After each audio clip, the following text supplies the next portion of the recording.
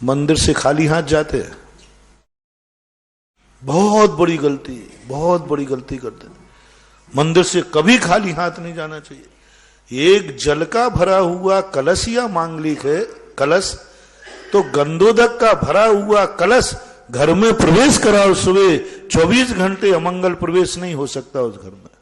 कलश ले लो, एक छोटा सा कलश बना लो, बिल्कुल छोटा रहा, अभी कोटा वालों ने बनाया छोटे से, वो कलश भरो अभिषेक का और घर ले जाओ, और घर ले जा करके अपने घर की महिलाओं के लिए अपने हाथ से दो। और देखो 1000 मुनिराज तुम्हारे बेटे को आशीर्वाद दें तो जरूरी नहीं कि वो मांगलिक होगा। तुम गंधोदक बनाकर अपने घर में बेटा और बिटिया पालने में पड़े हैं, गंधोदक लेकर के और अपने हाथ से यदि पिता या गार्जियन उसके माथे पे लगा ले, 1000 मुनियों से भी ज्यादा ताकत उस हाथ में होती है जो उसका पिता गंधोदक। और 8 वर्ष तक जो पिता अपने बेटा बिटिए को अपने हाथ से गंधोदक बना के घर में जाकर के दे देवे, मेरी गारंटी है वो बेटा बिटिया तुम्हारा कुल कलंक कभी नहीं लगाएगी, कभी नहीं लगाएगा, कुल को उज्जवल ही करेगा। इतनी ताकत है। अब बोलो कितनी बड़ी शक्ति तुम खो रहे हो। 1000 मुनियों के आशीर्वाद से भी अधिक ताकतवान हो जाता है उस पिता का हाथ जिस समय उसके हाथ में गंधोदक होकर अपने बेटा बिटिया के पालने में पड़े हुए बेटे को पोते को लगाता है। वो मान लीजिए बेटा स्कूल गया तो उस कलश को लेकर एक घर में बना दो, गंधोदक स्थल वहां रख दो, माँ से बोल दो बेटा 1:30 बजे 2 बजे स्कूल से आएगा, माँ लगा देवे, क्योंकि माता पिता दोनों एक ही है। माँ अपने हाथ में गंधोदक लेके स्कूल से लौटे और वो गंधोदक लगावे, प्राण ऊर्जा कहलाती है, बहुत बड़ी शक्ति है, इसके वंचित मत रहो। यहां तक कि जैनियों के यहां पशु भी है, सबके यहां पशु एक सा काम करते हैं। यदि गाय है तो अजैन की और जैन की गाय में क्या अंतर है? वो भी दूध निकालता है, तुम भी निकालते।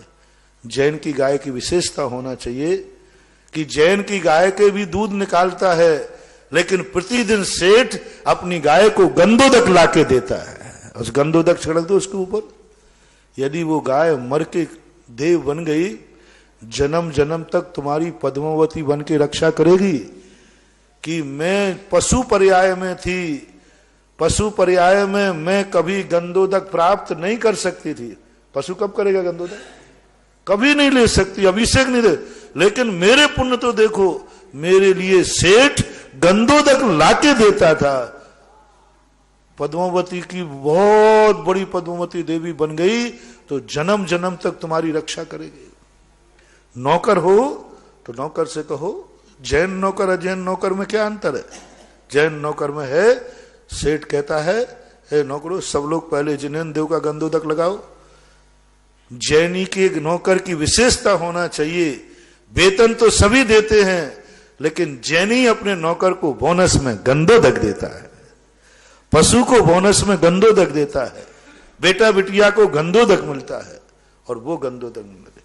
और कह दूं यदि हो सके, आहा बहुत हो सके, ऐसा आनंद आता है, कहते ही आनंद आता है, तुम करने लग जाओ तो मुझे कितना आनंद आ जाएगा।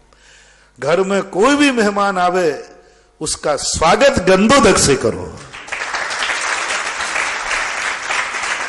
चाय पानी से तो करते ही हो, मैं उसकी मना नहीं कर रहा हूं।